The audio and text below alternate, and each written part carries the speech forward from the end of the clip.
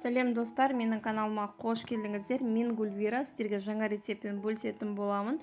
Бұл рецепттің ерекшелігі бір жасаған ұнататын боласыздар. Өте дәмді, нәзік әрі жұмсақ, дайындалуы тез. Достар, менімен бірге каналымның соңына дейін болыңыздар. Лайк, комментарий басып тіркелуді ұмытпаңыздар. Керекті құралдарды видеоның астына қалдыратын боламын. Біріншіден десертіміздің кремін дайындаймыз. Бізге сары уыз керек, ақ уызын алып қоя тұрамыз.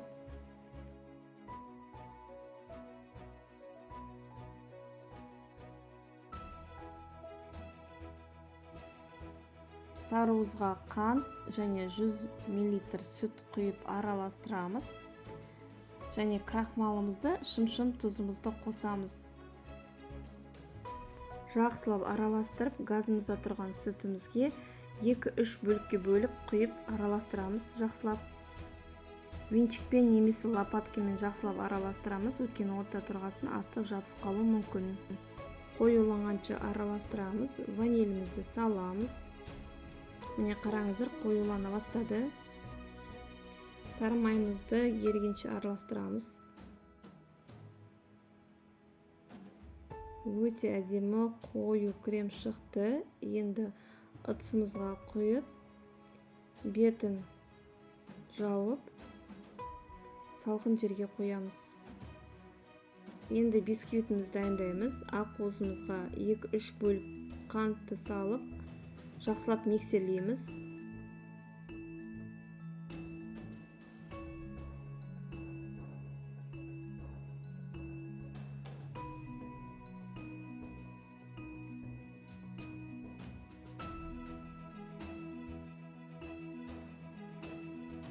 Ұнымызға қопсытқыш салып, жақсылап араластырамыз. Және ақ уызымызға салып, лопаткамен төменнен жоғары қарай көтеріп, жақсылап араластырамыз. Үгітілген шоколадымызды саламыз. Ұнымызды 2-3 бөлікке бөліп салып, жақсылап араластырамыз.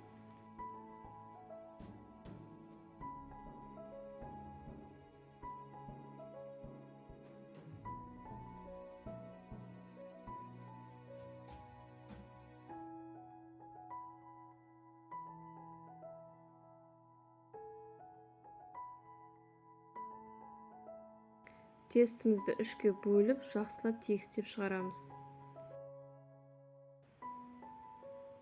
Жақсылап тегістеп, алдын ала қызып тұрған пешімізге саламыз. 180 градуста 10-12 минут пісіріп аламыз. Шоколадный әдемі бисквитіміз пісіп шықты. Енді тортты жинайтын боламыз. Ганаш дайындайтын боламыз. Сүт, сары май, шоколад біркелкі араластырып, газға қойып, ертіп аламыз. Немесе микроволновкаға қойсаңыздар болады. Бисквитке пропитка жасаймыз. Өз қалауларыңызша жасасаңыздар болады. Кофемен жасауға да болады. Өте дәмді шығады.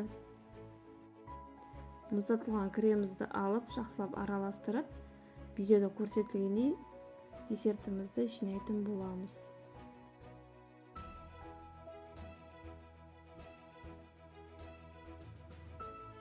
Мұздатылған ганашпен десерттің бетін тегістеп, өз қалауларыңызша әсемдесеңіздер болады.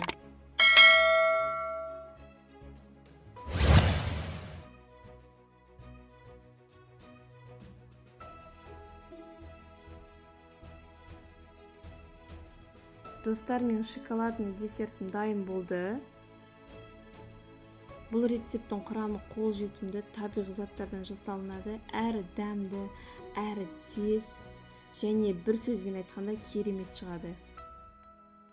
Алдағы уақытта жаңа рецептермен бөлісетін боламын. Сондықтан достар, лайк басып, тіркеліп, комментарий жазуды ұмытпаңыздар.